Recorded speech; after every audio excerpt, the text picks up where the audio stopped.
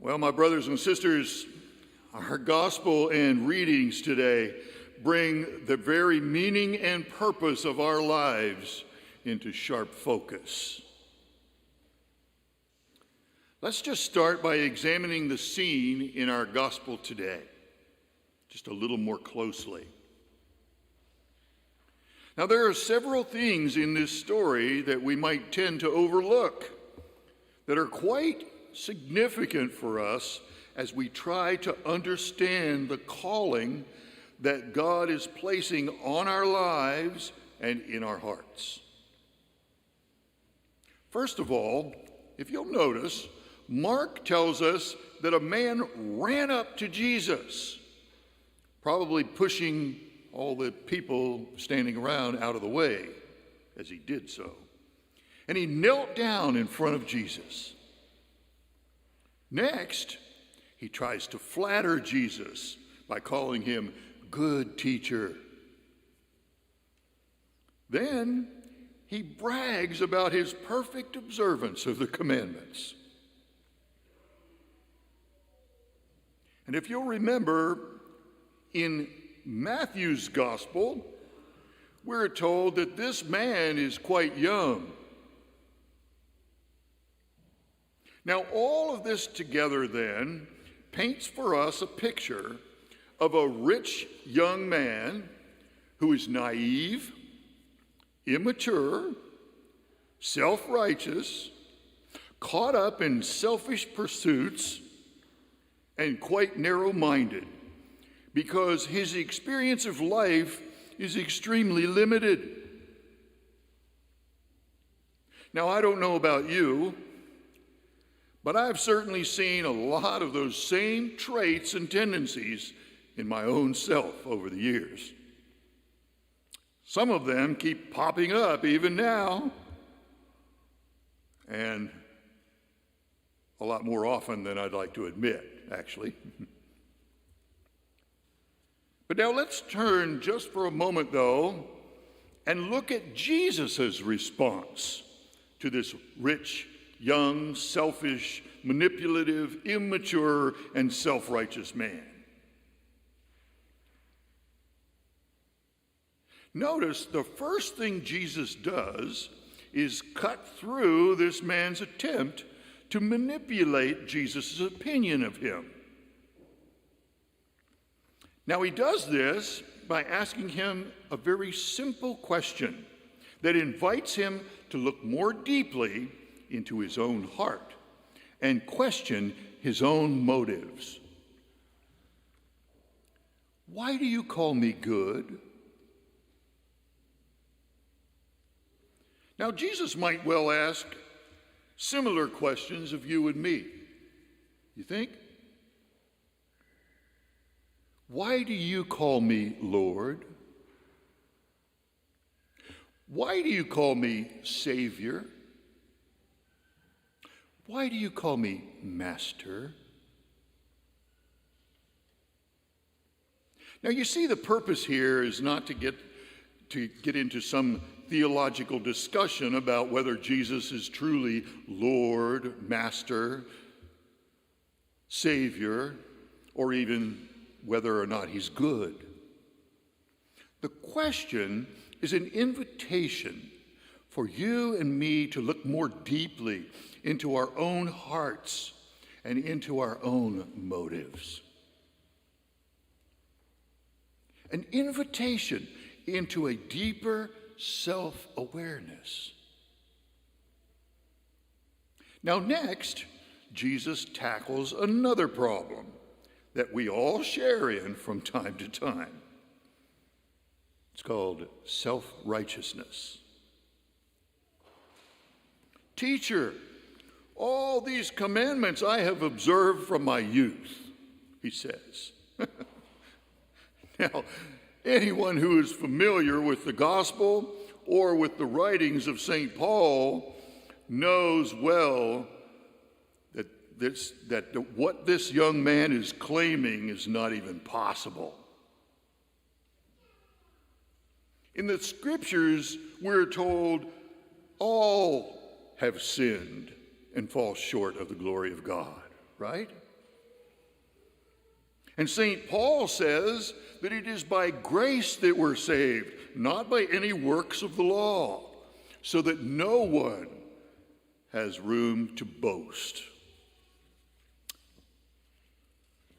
And then there's Jesus' words in today's gospel.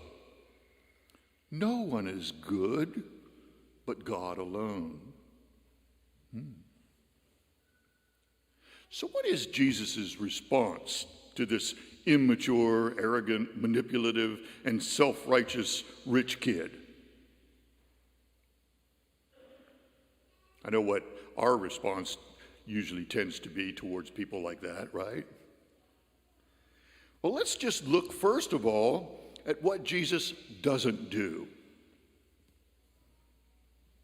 He doesn't argue with him about his attitude. He doesn't put him down for being immature. He doesn't scold him for his selfish behavior. But instead, Jesus looked at him, loved him, and spoke to him, to his heart.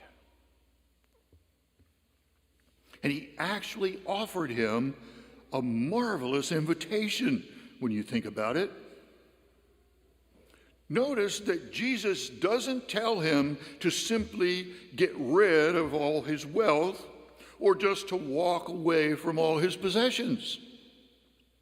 But rather, Jesus tells him to go and sell them and give the proceeds to the poor, and then come and follow me. Now let's just think about that for a minute. You know, that's not something that he could just go out and do in a few hours or even in a few weeks, is it? I don't think so. But that procedure could have literally taken him months or even years, depending on the extent of his wealth and his possessions. You think?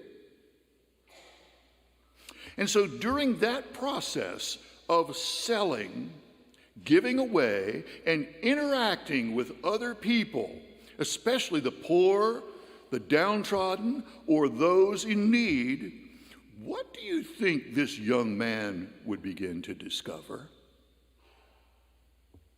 Well, the answer is pretty obvious, actually. He's going to discover others, someone else besides his own self. Something else besides his own narrow and limited experiences.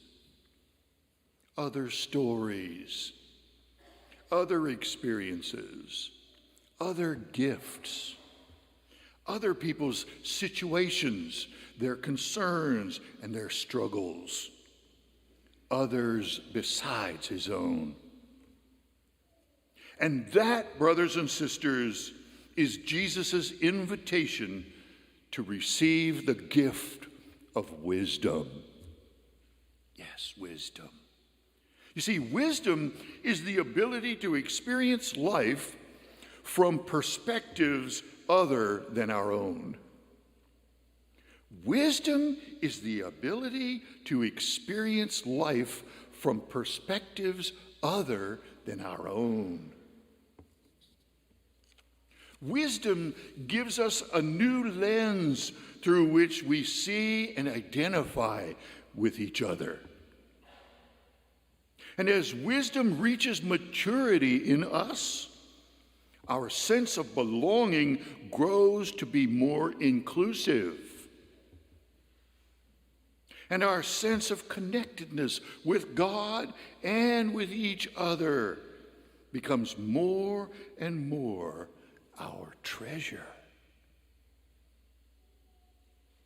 A treasure more valuable than land, more desirable than financial security, and more precious than a thriving career or a good education, even good health, or anything that we could possibly think of as a treasure.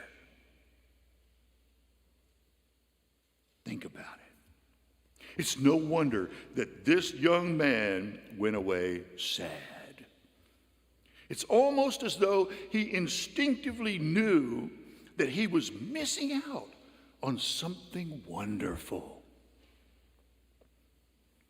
And so, brothers and sisters, Jesus' invitation is no different for you or me today than it was for that rich young man in the gospel.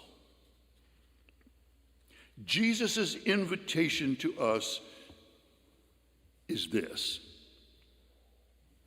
why do you kneel and call me Master, Lord, or good teacher, while still clinging to all those things that you rely on for security?